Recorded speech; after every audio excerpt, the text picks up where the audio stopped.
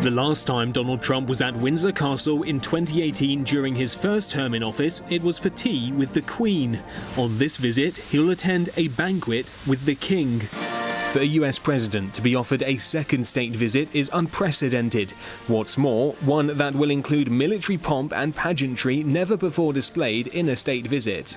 Analysts say Prime Minister Keir Starmer is hoping the display of flattery will help keep President Trump on side. The UK was the first country in the world to do a deal with the United States, securing exemptions to new tariffs, but the details of how or if those concessions will be implemented for certain products like steel and aluminium still haven't materialised. There's still a lot of question marks over the implementation of that deal. So I suspect that for Keir Starmer, the first priority will actually be sorting out how that deal is actually going to be brought into effect and how UK industry is going to be protected, at least to some extent, from the worst impacts of Trump's tariff policies.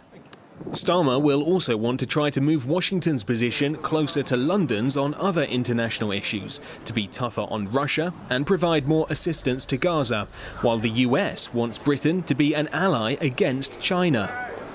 The US is probably going to ask Britain to become more aligned with the US in that regard, to contain and isolate China more. The problem is that Britain is also trying to get closer relations with the EU, which has very large trading relations with China, and Britain post-Brexit needs China more than the US does, and that's going to cause a greater deal of tension. Echo the comments. Trump may reportedly bring along the bosses of some of the world's biggest tech companies, like Apple, OpenAI and Nvidia. That would be in line with the UK's growth priorities and geopolitical strategy, which bets on Britain becoming a leader in world-changing tech, like artificial intelligence and nuclear fusion, by partnering with the US. In a speech earlier this month, the then British ambassador to Washington said it was through such a partnership that Britain would help challenge China. US-China competition will define this century. The Atlantic Alliance must evolve to meet the greatest challenge of our age, and that is keeping ahead in the global technology race that will determine our fate in the 21st century.